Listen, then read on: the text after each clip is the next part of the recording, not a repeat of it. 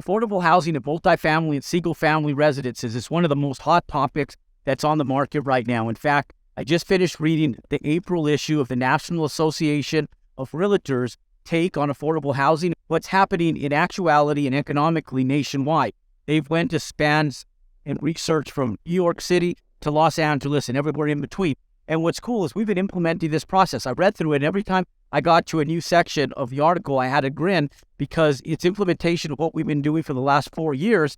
And we've been talking about this. Cities, municipalities have been embracing it, and I want to educate you on this. I'm going to give you some amenities standpoint of how you actually build out affordable housing in the multifamily space. Now, you could take this in the single-family space because the article itself is telling us that there is over 7 million rooftops that were shored on in the affordable housing space. Now, these are people that section themselves within the 20 to 60% range, the median income standpoint nationwide. And now they're encouraging other developers to do the same. You cannot tell the difference between what we build as an affordable housing development in the Class B plus rent rates. It's how we build what we build that makes the biggest difference. So one thing that we do in our construction materials is instead of going out and using like 10 different window plans after 10 different window sizes, we'll cut it down to maybe 2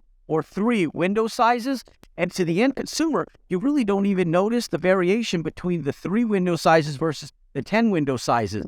Hence, what happens is unit counts. Now, a lot of times when you go into rent and lease an apartment for 6 months, a year, whatever it might be, you can go in and they unfold a pamphlet of 10 different floor plans, 3 different 1-bedrooms, 3 different 2-bedrooms, studio. So when we go in and we have a unit mix, let's say that we have 3 different unit mixes. We have 1-bedrooms, 2-bedrooms, and 3-bedroom units.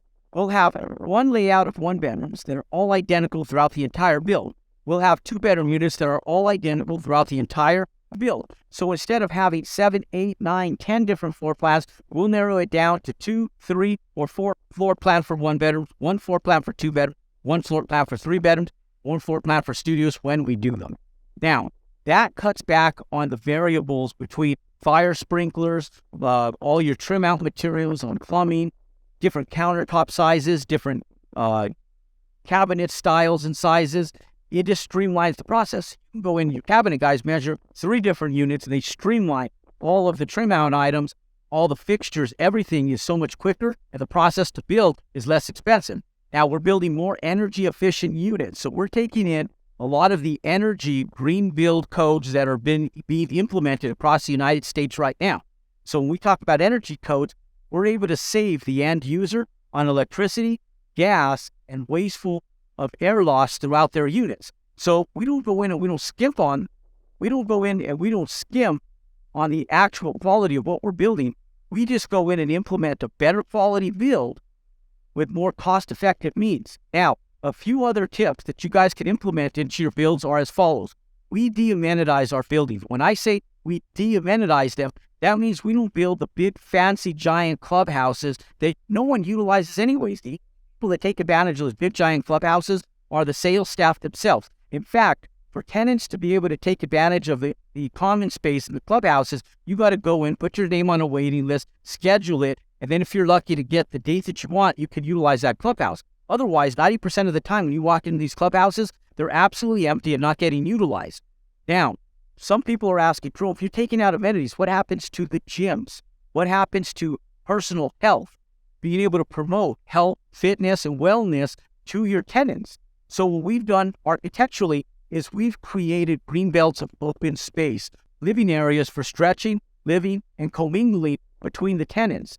And so we create this happy, healthy ambiance in our facilities without having to go in and create the actual living space. Other things that we implement is storage units for bicycles, promoting good, healthy lifestyles and transportation. If more people need to drive, it's not inner city. So we try to find locations that are either infill, when they can ride bikes, they can walk, and they can run right around the facility that we actually are developing and building. We have a product right now in the Phoenix metro area that's right around Grand Canyon University. It's within 3 walking blocks of the university. The architecture standpoint, Don, were absolutely beautiful. They're mixing the clubhouse, the mail rooms, and the living areas, all three of those together as one combined humanity, so that it still promotes healthy living in the winter months, can get outdoors in a snowstorm, so that way they still have that healthy living lifestyle.